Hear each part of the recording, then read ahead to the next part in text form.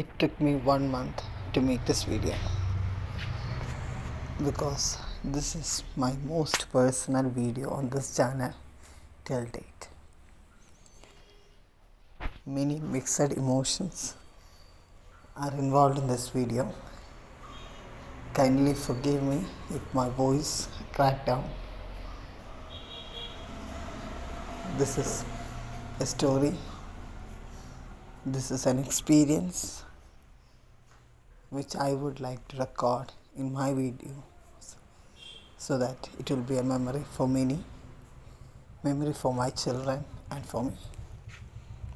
Last month, April 2023, was one of the most eventful month in my life. Being born and brought up abroad, and after many years I was coming back to Kerala to settle down in Kerala to stay with my family. And as I booked my tickets to come back for the final journey back to Kerala, my brother kept asking me my flight details to give it to my parents. But I just did not want my brother to give it to my parents because I knew my parents will take all risks to come to the airport to meet me. But because my father has not been in good health since October 2022, so I did not want him to put himself in strain or risk and come to the airport. So I told my brother, don't give the flight details to my parents. Once I reach Kerala, I'll go and visit them. But as usual, my father took up the initiative and travelled all the way a distance of around 8 hours and reached the airport where I was landing to meet me. And as I was getting out of the airport, it was his face that I saw first, waving out at me. Till that moment I was unaware that my parents are coming over to the airport, but I knew they will. And there my father turned up. And it was the most joyous moments of my life. When my parents, my in-laws, my brothers, everyone who was waiting for me was there at the airport.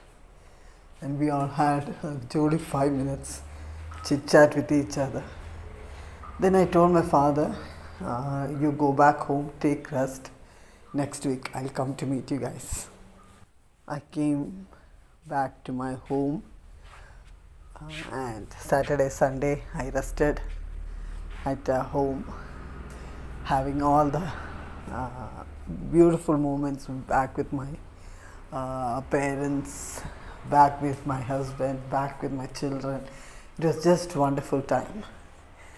And Monday morning after our breakfast, my mother called me and I was not able to attend the phone. She called my husband. So I knew they were just wanted to know when I am coming over to visit Changanur, my hometown. So I just did not give much attention to the call. But suddenly when I heard my husband speaking to my mother, I heard a serious tone in my husband's voice. So I walked from the kitchen to hear him. And that is when my mother, as usually very cool, she said that my father is unwell again, so they are taking him to the hospital. If it is possible, come over. So as I said earlier, the distance from my home to my hometown is around 8 hours journey. So past few months, as my father's HB kept decreasing, he would go to the hospital, they will find the internal bleeding, they will bind that part up, and he will be injected the blood, and once the blood is in his body, he comes back home. So that has been the routine for past several months. So my mother told this also is a similar condition like that. So if you can come over. We checked for the train tickets, but the train ticket was available only on the next Thursday. And from Monday to Thursday, I didn't want to wait here. So we thought we'll just have a drive back to my hometown. So we drove to our hometown. And as we were traveling, phone calls were coming from my mother telling me the status of my father. It seems his condition is getting a little critical. They are not able to find out where the internal bleeding is happening from.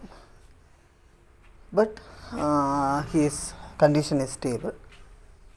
So just come on. So my mother was not in a hurry. So we were also very calmly driving through. In between, I started noticing the updates from the hospitals stopped from my mother's side, and I noticed that my uncles had taken over. And there were more frequent calls asking our location, where have we reached. Slowly, I started sensing that something is wrong. But I didn't have the guts to ask my husband. So we kept driving.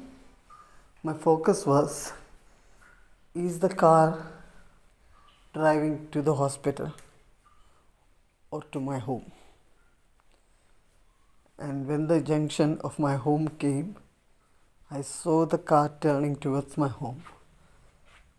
That time I just turned to my husband and I asked, whether has my father gone? And my husband just nodded. I suddenly felt completely shattered.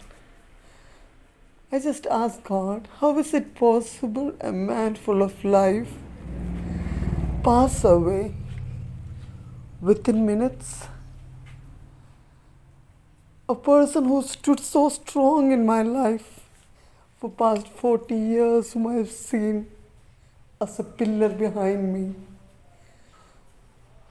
How can he be gone? It just was not registering in my mind. Even if my husband nodded to my question, when the car was approaching the gate, I just wished deep in that my father would be standing at the gate to welcome me home. But no, it was my uncles and my mother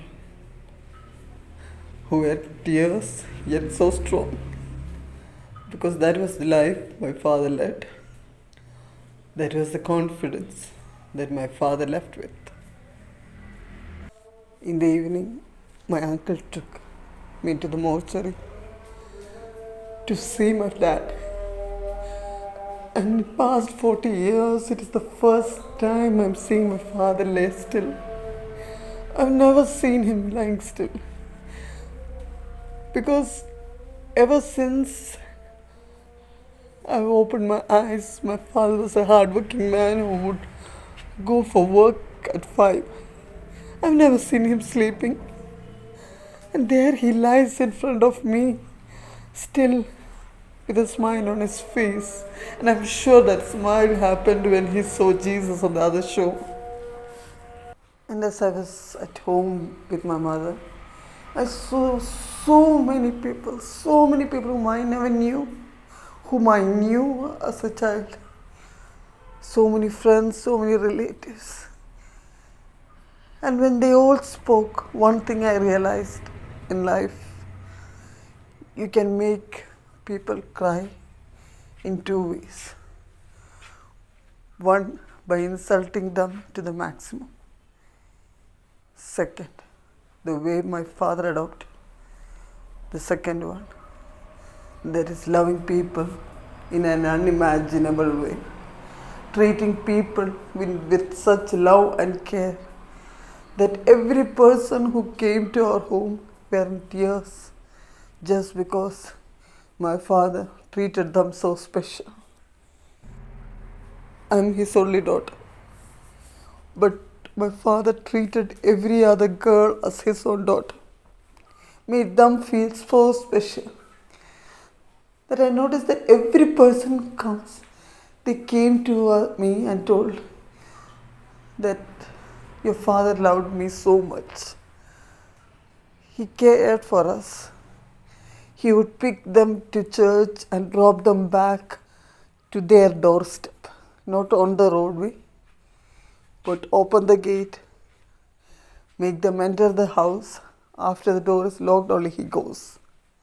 That much care he used to do for them. Every uncle or every man who would come to me and say that your father treated us like his own son. And when I hear that, I just salute my father and thank him for all the love that I'm receiving today from others whom I do not know is because of the life my father led. What I am, where I reached today, the way I was able to overcome all the troubles I had in my life. Today I stand because of his prayer. His only desire was to see me back home, back with my children. That was his last wish. And he saw me in this land and he went. Peacefully went. But what hurts me is I didn't get time to tell him thank you. When our parents are with us, we just don't realize how important they are, how strong we feel when they are. It's only when they leave us, we feel we are still that child who needs advice. Our fathers might scold us. Listen for it 5 minutes, because the 6th minute onwards you get your life lesson from it. Your introduction goes away. You are the daughter of a man so strong, a pillar to whom we leaned on. The reason for every success that we have, our role model. But he never took the credit for it. He never said, all that you have is because of me. Never, ever. He stood behind us so that we can just lean next to him. And whenever I would be alone or I was in any particular need, my father would just call, okay, Mole, I'll come there. Even during the last days, the last month of his, when I was taking the trip back to Kerala, I was all alone. He called me and he said he will take a flight ticket, come there and pick me up from there, bring me back to India. He was ready for me anytime and every time. Today, I just wish I had said yes. Come over and take. Maybe I could have spent some more hours with him. Another funny thing that I always noticed with my father was, even if we call our father on my father's number or my mother's number, even if I call on my father's number, he'll say, hello, how are you? Talk to Amma. And he would just hand over the phone to Amma. And Amma will start speaking. But every question used to come from Acha only. My father used to tell, ask her this, ask her that. Questions were always his. My mother just used to voice it out. That is the care of our father.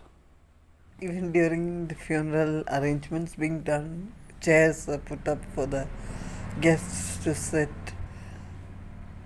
And suddenly I was looking, where's my dad, who usually takes control of the whole arrangements?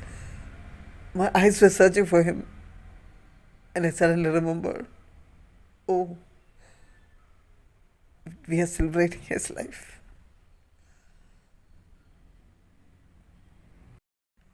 I never did anything much to make my father proud.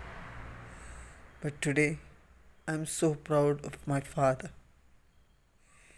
He was a gem of a man. He was such a great gentleman. He was one of the prized treasures that God gifted me with. He was a precious book, a book many of the pages I failed to read, and many of the pages that I read I failed to understand. I know today also people love me because my father was a lovable person. The love that my father bestowed on others, that love they showed to me. It's not because I did anything great or I was a good person, but my father lived a great life. He displayed love in immensely. He was a very romantic person. He loved my mother so much, made her special, gave her confidence, made her a person who can speak boldly. She speaks from the word of God, and in my home I see such arrangements my father has made for my mother so that she can speak online. She can conduct Zoom meetings. He has made such arrangements in our house for her. There is such a confidence that a husband can give to a wife. He loved us, two children, Jensen and me. And I always remember how Jensen used to adore my father because he was such a man who has to be adored. I've seen how Acha's brothers, my Poppins, loved my father because my father never acted like their brother but like their own father. He used to pamper my uncles. I've seen what a beloved friend my father used to be to all his friends. What a mentor he was to all his colleagues, who is his juniors. To his seniors, he was an asset. I've heard his colleagues say that my father was not a person, he was an institution.